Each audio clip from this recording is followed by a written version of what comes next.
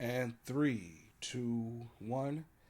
This is the Aaron J Show. Today is August 30th, 2019. I said I wasn't gonna say but I really don't. I really can't spare the time because, as you all know, I am a father. So my kids are currently out of the house, which means that gives me maybe a half hour to 45 minutes to talk to you guys before my house sounds like the backstage of the Muppet Show again. So basically, I did a well, not basic. Well, obviously, I did a podcast the other day, which was my first episode, episode one. Technically, this is kind of like episode 1A because there was stuff I completely forgot because I was in a rush before work and I wanted to make sure I got this done because yesterday I knew I was going to work on, and I actually finished after a solid, no lie, 24 hours straight of sitting in front of a computer, in front of my iPad rather, and designing, coding, setting up, getting a license for, paying for the domain name for, drumroll please, the first of the official website, which is abhinkmedia.com. It's ABHINC media.com. Unfortunately, because it's so new, if you put it into your Google bar, it won't pop up at the top. That was one of the things I was working on last night was getting my ratings boosted. So what that means is you put certain keywords in, so when people search it, if they search like media, multimedia, blog, blogger, mine will pop up. The more searches, the more times it pop up. So I guess what I'm saying is get to searching. But I did finish the website. It is up. It is live. Please stop by. Please stop by. Let me know what you think about it.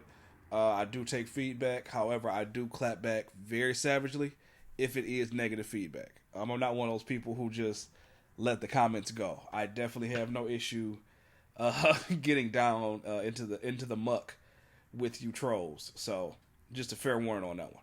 I will come underneath your bridge and I will take you down. Verbally, I'm not gonna actually do anything. I'm not traveling anywhere to beat anybody up. It's not that deep. But yeah, the site is up. So basically, you get my blogs on there. You can still go to my YouTube channel, which is a boogie 83. Not to be confused with the other boogie who was just brought to my attention last night by my friend Jordan, who I guess is super woke and super irritating to people on YouTube. But he's popular. However that works. That's kind of like how the internet works. Is the more you're hated, somehow the more popular you become. But that's a whole different other thing. But yeah, that's I've actually got my topics written down today. If I sound like I'm kind of slightly off, once again, it's because I'm going off of no lie hour of sleep. I literally got done putting the page up and making it live this morning at around 6:30, 6:35 ish, give or take. I thought when I laid my head down that my sons would stay asleep long enough for me to at least get 2 hours of sleep. Nope, I got like maybe an hour. So if I sound out of it or if I say a lot, it's not just because of my DPS education. I actually am extremely out of it, but that's not you guys' fault, and I got to get this done. So the first topic is it's actually a topic that I missed out on the other day when we were talking about shows to check out. Again, and I was warned by my cousin Chris that I didn't give enough of a spoiler warning. Not heavy spoilers. I'll try to keep it light because I feel like that's not fair. A lot of people don't have the sleep schedule of a heroin addict like I do, so they can't just binge watch shows all night, get an hour of sleep, and be rejuvenated. I don't know how I do it, but been doing this since I was a teenager. So the show is called The Boys. If you aren't familiar with it, quick rundown with very few spoilers. Some spoilers, but oh well. It basically is a show about superheroes that are placed in reality. So what I mean by that is, picture the show Heroes, but if people were aware of the heroes. Like if you remember Heroes, the show on NBC that had two good seasons. I had to slide that jab in. They were basically people who had powers, but they had to hide them. So they had this group that would go around. It was called the Company. They would go around one human, one enhanced. I forgot what they called them. So, different people call them different stuff. Marvel calls them mutants. DC calls them metahumans, so we'll just call them enhanced humans. So they're basically enhanced humans. One is partnered with an agent, and the other one is partnered with the super, and that's how they kept everything under wraps, so the world didn't know that people had superpowers. That was our heroes. The Boys is completely different. The Boys is almost like Justice League, but if placed in reality, and if the Justice League was completely corrupt and just completely messed up. So they've got their version of Superman, who is Homelander. I don't know everybody's name because I only saw the series once, so I got the gist of it. But I'm trying to take my time talking about it so I don't spoil it, because there's a lot of stuff in it that's definitely will spoil the whole 8 episodes. So it's 8 episodes, 8 episode season, which I would assume is because budget restraints, because of all the special effects they use, because everybody has superpowers, so everybody has to use their powers in regular life. So basically, there's a guy called the Butcher, who's an FBI agent who despises supers because they've, screwed him over his whole life, and he just doesn't like him at all. So Butcher's an FBI agent who gets who recruits rather a civilian who had his girlfriend killed by a speedster who ran through her. You heard me correctly. The very first episode, within the first maybe 10 minutes, if that, they're kissing they're like, she's standing by the curb, but not in the street. He's standing making out, they're kissing. It's a very romantic moment. The whole screen goes still, and you just see a cascade of blood, because the speedster was going so fast, he literally ran through her, and she just like a giant water balloon full of blood. It was the most disgusting and awesome scene I've ever seen, because I've often wondered how many people Flash has murdered. Because you figure you're going so fast. Is he going so fast that he can somehow be slow enough to dodge people? Like, I would figure he's done some type of collateral damage. So I guess the super was running through, and I don't want to get into spoilers to why he was running. He ran through her, said, "I'm sorry," it kept running. So it's basically like a hit and run. So the guy learns to hate supers. One of the main characters in it. The other main character is a superhero called Starlight. I believe that's her name. Starlight is, her mother is like an evangelist, super Christian. And she raised, I'm not going to try to spoil it. She raised Starlight to be Christian. I'm going to leave it at that. You got to see it. It's a huge arc. But the main, and I don't want to spoil it. Basically, they all have superpowers. They're all extremely fucked up. They all have a lot of personality defects. Starlight goes through this whole thing where she sees the heroes for what they really are, and blah, blah, blah. It's a really, really, I cannot emphasize how great a show it is, and I can't even give details on it like I want to till you see it. So once enough of you see it, and I feel like enough of my friends have seen it, go to the page, let me know. Just say, in the inbox, dude, I saw it. So once I see enough of you have saw it, seen it rather, we can get into the specifics of plot points, character development, my views on Homelander, who has a very George Bush Jr.-esque vibe to him. And you'll see what I mean when you watch the show. But check it out. Let me know what you think about it. Once I see, honestly, probably 5 of you have seen it, I'm going to talk about it. So, next topic. Of course, my phone goes blank. We talked about the new site. We talked about The Boys, which is on Amazon Prime. I want to say it's maybe $8.99. You can get it through your iTunes account. So it's a very good bargain.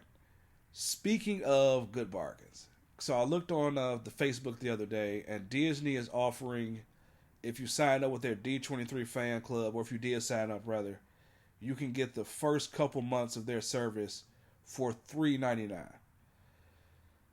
$3.99 gets you every Marvel movie ever made, every Disney cartoon ever made. I would assume they're probably going to edit the ones from the 40s a little bit. But just $3.99 for all that content is a dumb good price. But because they don't have to worry about licensing, because they own everything, they could probably do it for $2.99. But they're not going to, but they probably could if they want to. Because their revenue stream is so abundant. They got the parks, they've got the movies, they've got obviously the merchandise.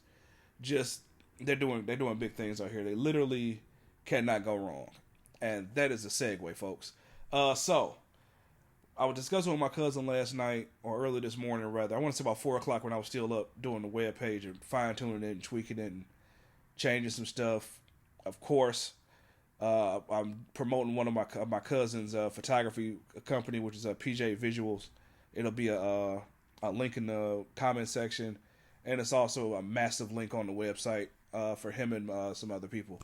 But I'm doing some stuff for his pictures, rearranging some stuff.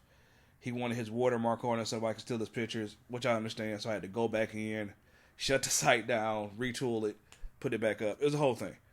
So I'm talking to my cousin Chris, getting some advice from him, asking him what he thinks about stuff. What can I change? What can I do different? I really respect his opinion. As far as really in life in general, he's a very deep dude. But aside from that, we were talking about how Disney can do no wrong. And he was saying that The Lion King was a shameless money grab, referring to The Lion King from this year. From his perspective, I get it. Having said that, from my perspective, as somebody who adored that movie, I liked it. I liked it for two reasons. I liked it because, I know I've talked about this in a video before, but I can expand on this point now that I got the time. I liked it because it was just familiar enough to where it hit me in the feels. Yes, I did shed a tear during that movie. I have no problem admitting that.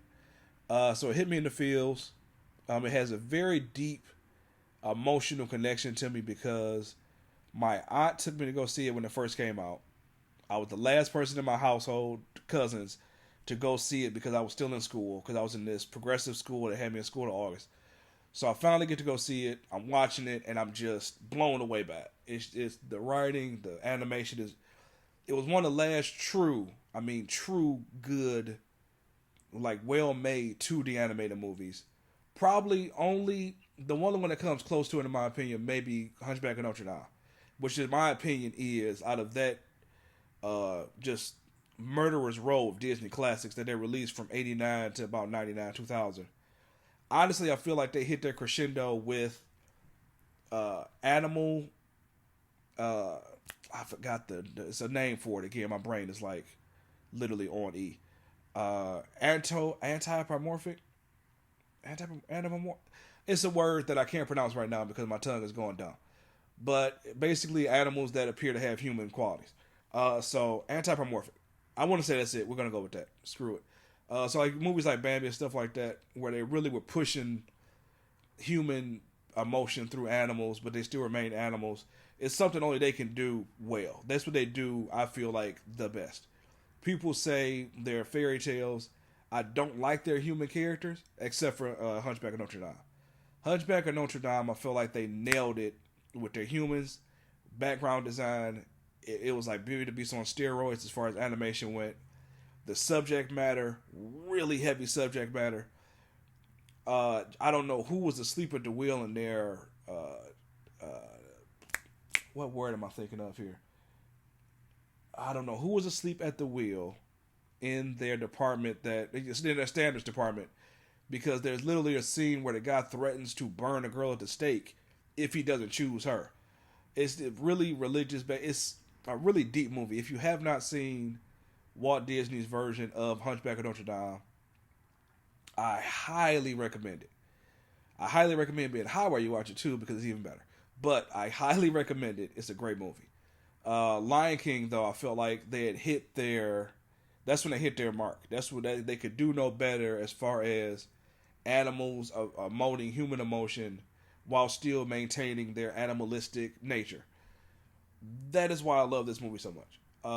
People complained that it wasn't cartoony enough, and I felt like if it was too cartoony, people would have then complained that it was too cartoony and it looked fake. Because of the technology they used, they had to keep them as realistic animals. If you haven't seen the movie, you got to check it out. Because the way the animation of that movie was done so well that I'm convinced that those were real animals who they somehow taught to act. Because they look like real meerkats, real warthogs, which poor Pumbaa. Because real warthogs don't look anything like the animated version. They look like the one from this one. The lions looked amazing. The fur, the wind. You could hear the wind rustling through the savannah. You could a scene where Mufasa's at the tip of Pride Rock with Simba. You know the whole scene of what's that over there, Dad? That's the dark place. We don't go there. That's everything light touches is ours. That whole scene, and you just the wind going through his mane. You could put that movie on mute and just watch it. Just look at it, and it's like a moving tapestry. I love it. I cannot say enough good stuff about that. I felt like Aladdin was a money grab because they knew they had Lion King coming out. They knew they had Dumbo coming out, which I haven't seen yet, but I don't really want to be honest with you. I want to see Aladdin, though, just to see what Will Smith did with the genie role. And I heard it was actually pretty good. It made $1 billion, and it is now Will Smith's highest grossing movie of all time.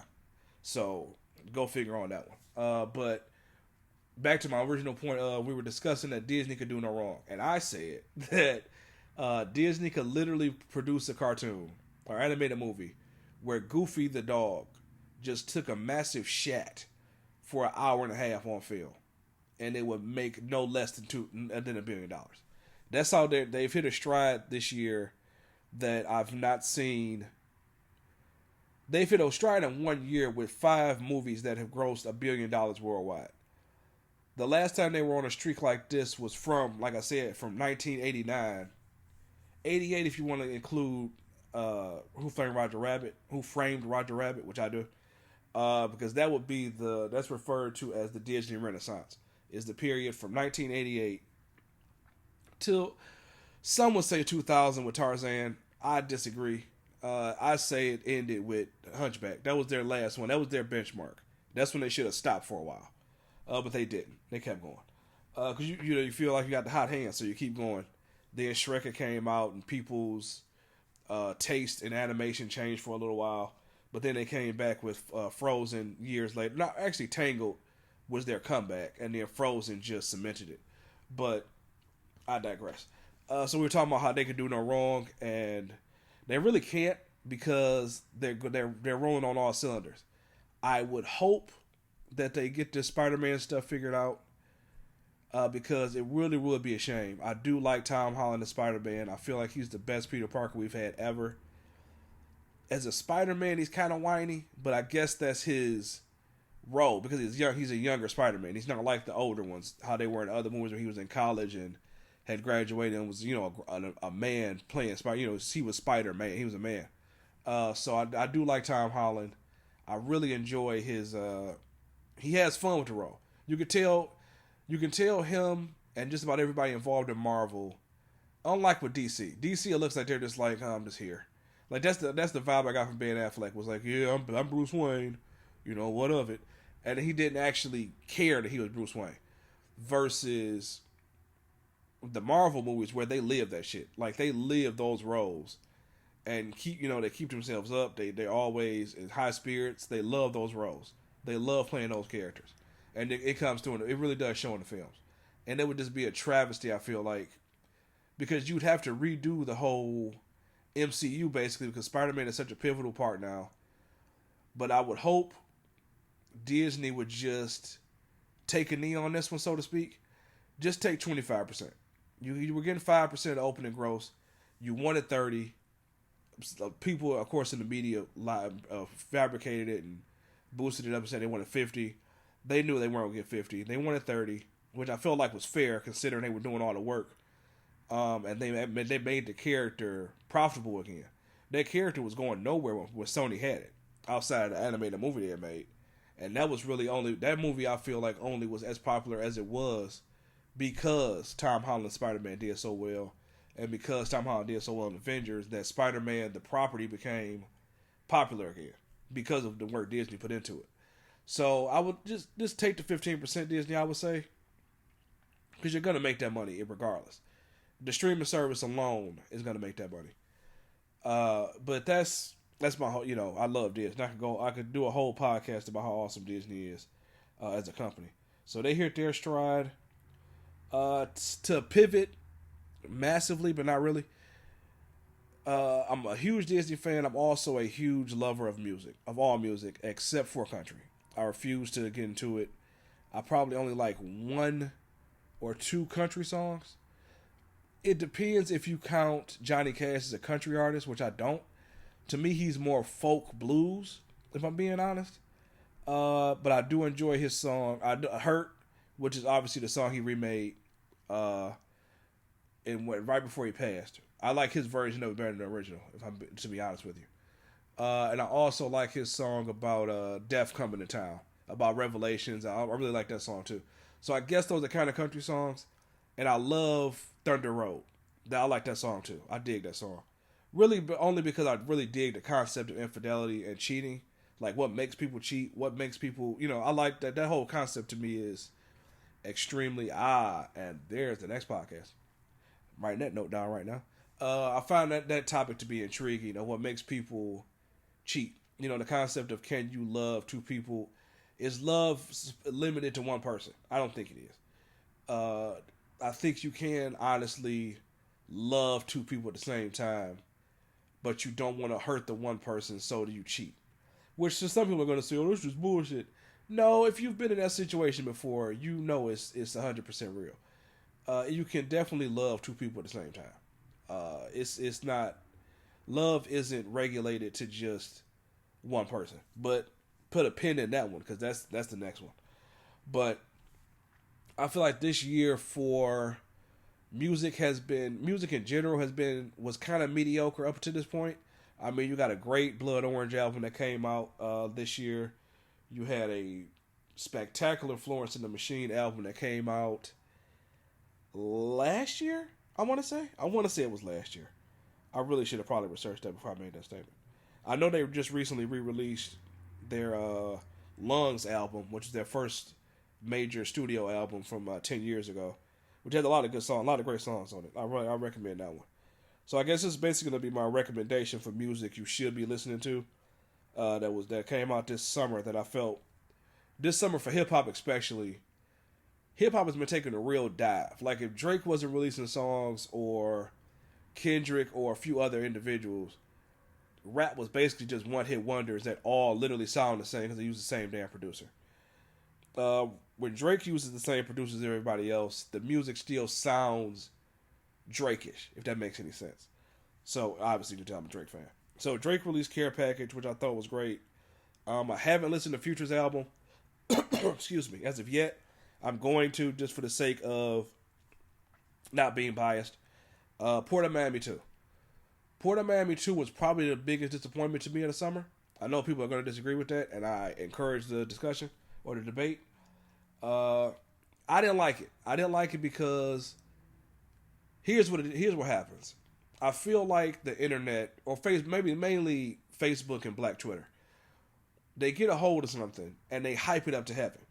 So then when I go to look at it, i.e., for just quick two examples, Popeye's chicken sandwich, completely overhyped, and Rick Ross's Port of Miami 2. People were comparing it to, oh, is this as good as the first one? And is it as good as the first one? Yes. And that's a negative against it. Because it sounds the exact goddamn same. It's the same flow, same pattern, same cadence, same subject matter.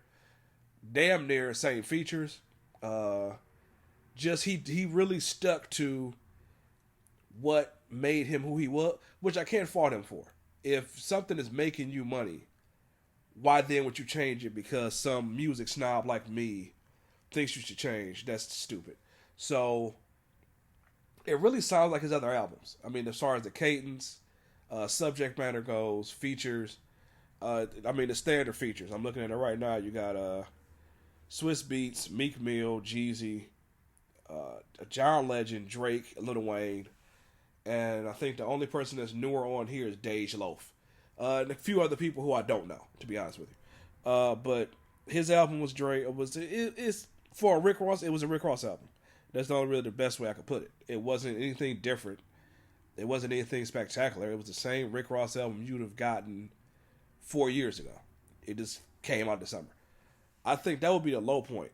Jeezy album, which I have to finish, was great so far. But in my personal opinion, and this is going to be kind of biased because I love this person, but E40's album, E40, Practice Makes Paper. He's the one. People say Drake is the most consistent, which I give him, but E40 is by far the most consistent rapper ever. That's ever, as far as I'm concerned, dead or alive. He's been consistently making decent, if not great, albums since the '80s, and of course, he became, I want to say, really mainstream with Tell Him When to Go, and I think they came out like 2006, 2007. So My Ghetto Report Card, all those different albums, all those albums came out around. I'm gonna look at that real quick, so I'm gonna try to stall by saying, all those albums came out around 2006, 2007, and that reintroduced him to a whole different, basically a whole new audience. So like you got the Block Brochure. It really all started with Revenue Retrieving. That was great. Revenue Retrieving, Overtime, Day Shift. He releases because he owns his own record label and owns his own music. He releases stuff, and he doesn't have to have the studio on his back about how he should sound, so he can talk about what he wants to talk about. So Ball Street Journal, My Ghetto Report Card, Revenue Retrieving, and now this latest one, Practice Makes Paper. So Practice Makes Paper has a few of his usual features on it. So it has like Be Legit on there and stuff like that. Somebody named Miller on track 2, Goat, which Goat, I love it. It's a great song. I would play it, but I don't own the rights to it. Not trying to get my site shut down before it gets started. Number 3, Chase the Money, featuring Quavo. Really great song. One Question, featuring Jeremiah and Rick Ross. I felt like how Rick Ross rapped on this song is how he should have rapped on this album, and I probably would have liked it. He's got Wiz Khalifa on here. He's got, Jesus, it's a double album. So he's got 26 songs in total. And he's got Redman on here. He's got Peasy on here, Fabulous, T Grizzly. He's got a lot. Actually, the OMB Peasy song, Don't At Me, number 12, is actually really good. I Come From the Game, which is number 11, has Peasy on it. It's really good as well. I felt like Rick Ross' album got overlooked because people were so hyped, quote unquote. I like doing air quotes on an audio podcast. I like doing visual gags on audio. It's so stupid. Take a sip of water. Excuse me. So I felt like that was probably the better rap album that came out this year. Original rap album. People were giving Drake flack because his album was previously released somewhat. I had never heard some of those songs before because I don't sit up on iCloud all day or SoundCloud all day. So a lot of that stuff I hadn't heard. So it was new to me, so I liked it. But definitely I listen to Practice Makes Paper maybe once a day. It's on my same rotation with just some of the stuff I'm listening to. Practice Makes Paper. This morning I downloaded the 13 Reasons Why Season 3 soundtrack because, like I said, I love music. So if it's good, I'll listen to it. And it's actually great. That's pretty much it. Like, a lot of good albums came out this year. A lot of good rap albums came out this summer. There's actually a very good summer for hip-hop. Versus summers past where it's just literally been one-hit wonders. We actually get more consistent known artists. Nas with his mixtape album. Missy Elliott just released the album. I've yet to listen to it. Not really a big Missy fan, but I have to start listening to this stuff now to actually be able to comment on it and not just be, talking on my ass. So that's a really good summer for music. I enjoyed this summer as far as hip-hop went. So we talked about the E40 album. We talked about The Boys. Check it out on Amazon. We talked about the new site. Ab Hinc. Ab is Latin. It's Latin for from here on, which I thought was dope when I saw it, and I immediately I literally ran to my phone and to grab my wallet to buy the domain name for it before anybody else thought of it. So it's Ab, A-B, Hinc, Hinc, media.com. Once again, that's Ab, A-B, Hinc, media.com. So we got 2 more topics to go through. I'm going to let you guys go, and I'm going to try to take a nap because I really sound groggy, and I'm literally almost falling asleep recording this. So we went through the Disney stuff. They are just on a hell of a run right now. I haven't seen a run like this in quite some time. We're coming up. Of course, it's August. We're going into September, which is my favorite time of year. Is fall, winter. I love it to death. I like winter because I'm a hermit and I dislike most people, which I understand the hypocrisy of not liking most people, but yet I'm going into a part of the entertainment industry that entertains people. So I get it. I get the hypocrisy behind that statement. I like the wintertime because everybody's in the goddamn house. And then, like, the world is my playground. It's cold outside, which I love, so I can wear hoodies and sweaters and look like a walking Ralph Lauren ad. I love the wintertime. Love the fall, love the winter. Unfortunately, that brings football season, which unfortunately brings the most delusional people I've ever met, Detroit Lions fans. I know I can hear you booing. I can't hear you booing. That was a lie. But Lions fans. Every year I go on Facebook and I see it starts around July with the hype. Oh, we got so-and-so, we're going to do it this year. Oh, we got so-and-so, we're going to do it this year. I've probably been hearing we've got so-and-so, like just place random player in so-and-so space. We've got, player Y. We're going to do this year. And every year I watch them get amped up. I watch them win a couple games, go on like a 2-game winning streak.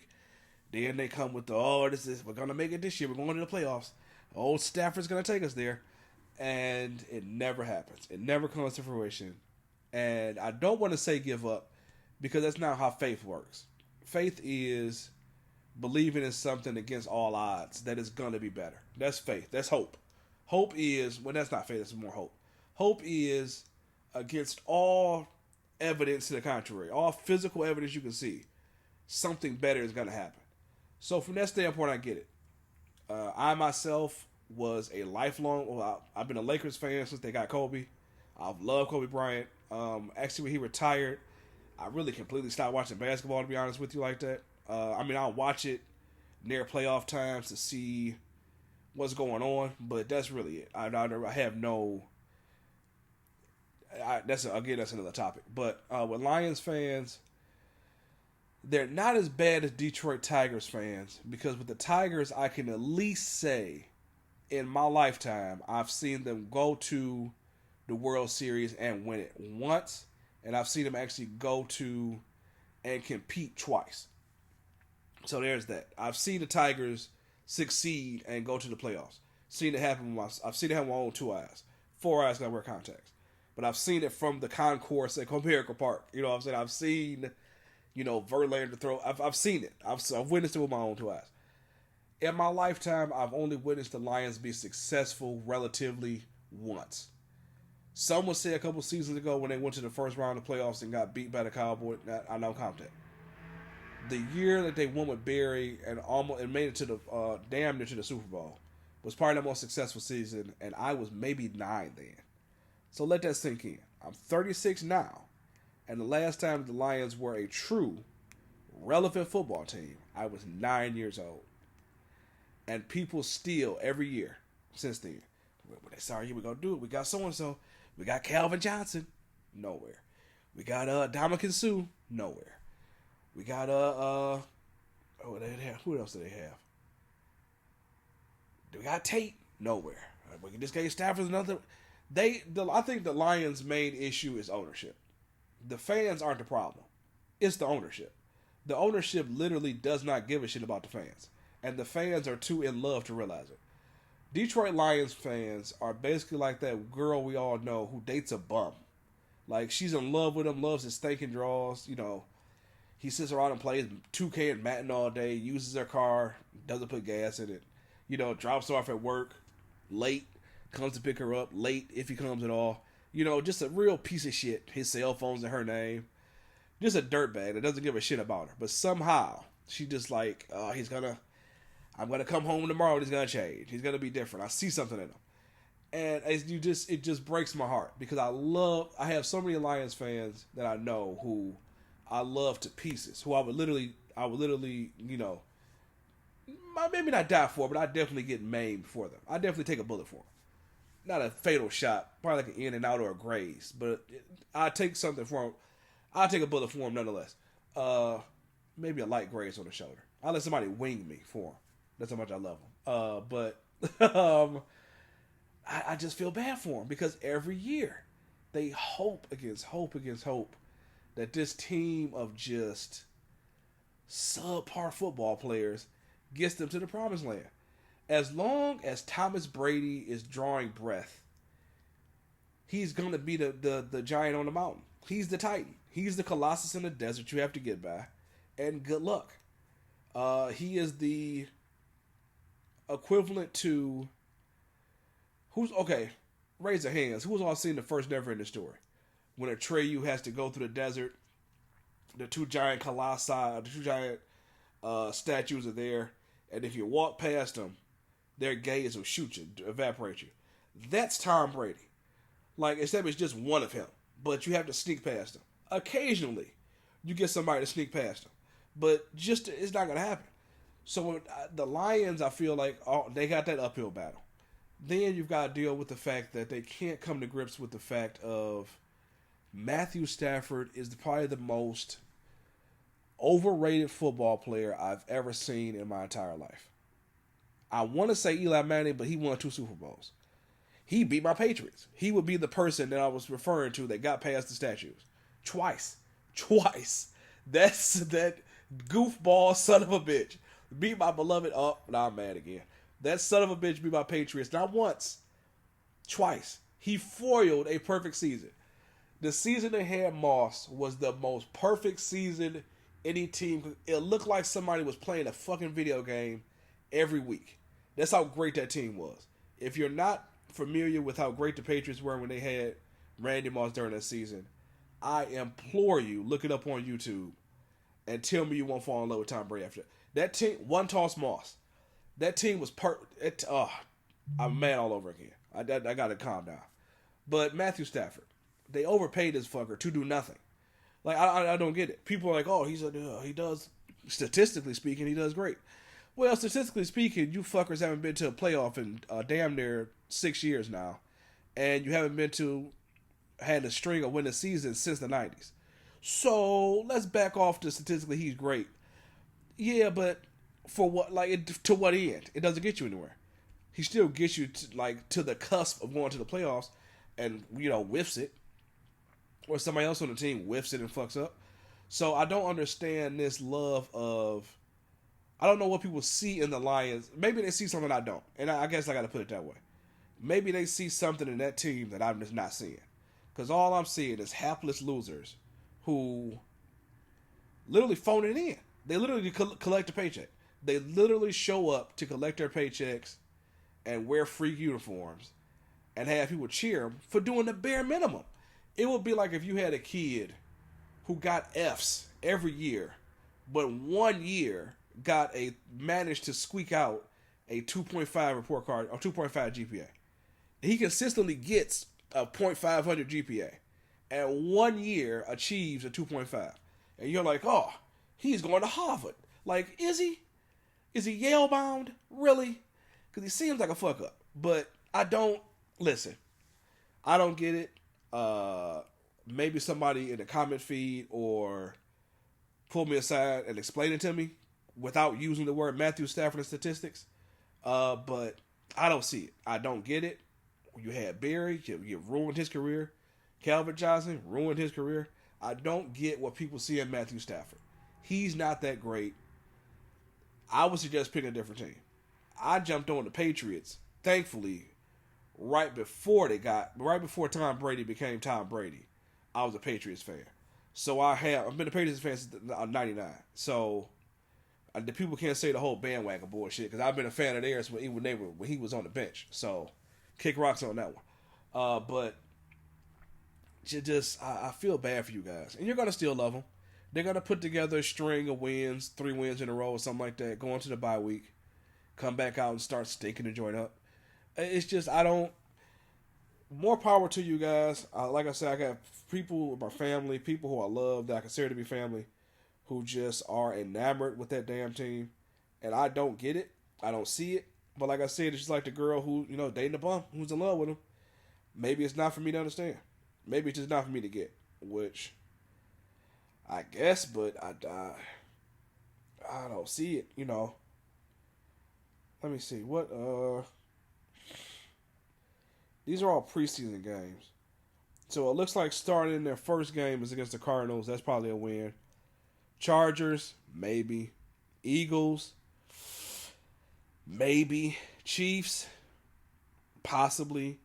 See, and that's the Lions thing. The teams that they should beat, they'll lose to. And the teams they have no business in hell even looking at. Okay, they don't play the Patriots this year. Really? That's interesting. Okay, so they don't play the Patriots this year at all. So that's good. That's good for them. They played them during the preseason when they beat them 31-3.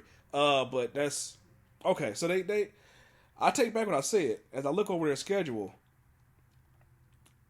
besides a few teams, they could eke out a winning record to get to the playoffs, to the first round. Okay, all right. I take back some what I said. They're going to find a way to mess it up, but we'll see. But that's actually a decent schedule. Yeah, just look at the schedule. It's not that bad. Not that bad at all. You got Cardinals, Chargers, Eagles, Chiefs, Packers, Vikings, Giants, Raiders, Bears, Cowboys, Redskins, Bears, Vikings, Buccaneers, Broncos. Then the last game of the season, regular season, looks like it's Packers. So that's deep. That's decent. Okay. Okay. Now that, take a sip of water real quick. Now probably should have researched that sooner, but you could probably do something this year. You might could do something this year. I mean, the Patriots just signed somebody else today, but that's a whole different other point. You guys could do something this year. Okay, you probably make some noise. But see, therein lies my issue. I just don't want you to get my friends hyped up anymore. That's what it is. I love my friends so much. I don't want to see them. I can't go through another season and see them disappointed. But yeah, so Lions fans, you may actually have a season this year. I take back what I said. But that's about it. So that's it. We got we're at 42 minutes. Let's try to make this even 45 for editing purposes. So your boy doesn't have to do that much work. So like I said, check out the site. Really, really appreciate it. Let me know what you think about it. I have a comment section on there, a subscribe section on there.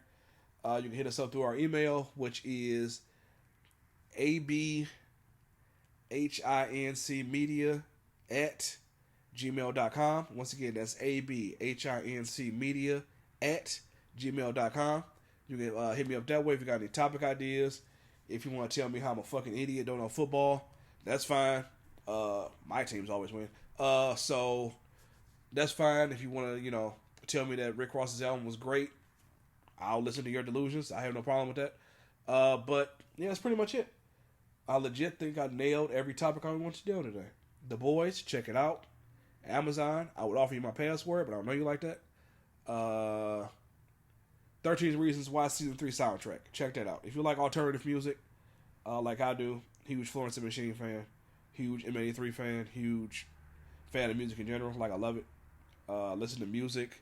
I went through 4 or 5 albums yesterday. No exaggeration. Literally sat there and listened to 4 to 5 albums. I listened to Lupe's last album, which is a double album. Check that out too. That was a really underrated album. Real quick. Really underrated album that came out last year. I felt it was too woke for some people, and they didn't catch it, like it was over their heads. It's basically an album about a slave ship that goes. That's the theme of the album is, it's a slave ship that gets sunken, that goes down to the ocean. The Atlanteans, which are down there, rescue them and help them out. I know that sounds extremely science fictionish, but it's actually very, very good. I really enjoy that album. I'm trying to find it real quick before I let you guys go, so you know what to look for. My nose is congested still, so I'm trying to speak clear sentences. I really gotta stop downloading music. I can't even find it. Lupe Fiasco, Drogas Wave, Drogas Wave, Lupe Fiasco. Check it out. It's really dope. He spits real shit on there. I love it. But that's really it. Like I said, check out the site. I got several people I'm shouting out on there, so I'm gonna try to get this done real quick, and so you can understand me. PJ Visuals. PJ Visuals is a photography company owned, operated, and ran by my wonderful cousin / brother Paul. The kid does great work. He's a professional, quick. He'll get you in, get you out. get you the shots you want. He's open to criticism, open to critique. If you're a client, if you're somebody that's going through his page nitpicking, we will clap back at you. That's just a fair warning. Everybody on my team with this, you've been warned. So if you're a client of his, he definitely work with you. I'm going to try to get them to do promotions through the page for you guys. So like I said, keep checking the page. We've got PJ Visuals on team. We've got Presently Gifted, which is I don't want to say a cookie company because that sounds stupid. It's a confection company, dessert company. We'll say confection. That sounds more gourmet confectionery treats. So she does cupcakes. She being Latoya, who is the owner, operator, and only worker in the company. She does cupcakes. She does cakes. I got pictures of her stuff on there. She does. I haven't seen her cookies yet. That sounded extremely inappropriate. But I've seen her cupcakes. Oh no, that's all so perverted. I'm sorry, I started blushing. I've seen her cupcakes. I've tasted her cupcakes. Again, it sounded worse as I say it. I'm just gonna push through. Again, that sounded terrible. Shout out to Bryce Walker. I'm just gonna shove on through. But she does cookies, cakes, pies. She does everything wonderfully. It's well crafted. Don't be like me and get a wonderful box of cupcakes and use your man hands to try to take it, try to shuffle them around because it completely ruins the artisticness of it. They're like really beautifully made products.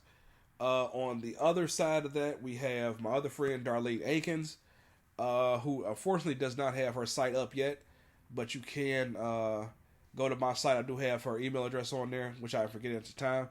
But just going to the site, you can check her stuff out too.